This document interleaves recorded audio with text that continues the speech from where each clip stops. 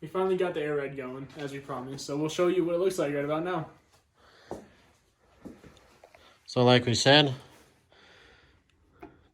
this has to be, so you gotta pull this valve out to open the airway to the air lines that go to the air shocks. Press the air up button. And with more air, obviously it goes a little higher. And then while you're riding, just push it in, and that keeps it from losing any air. The air that you do see is coming from inside the tank. But to let it down, pull it back out like that, and then use your dump.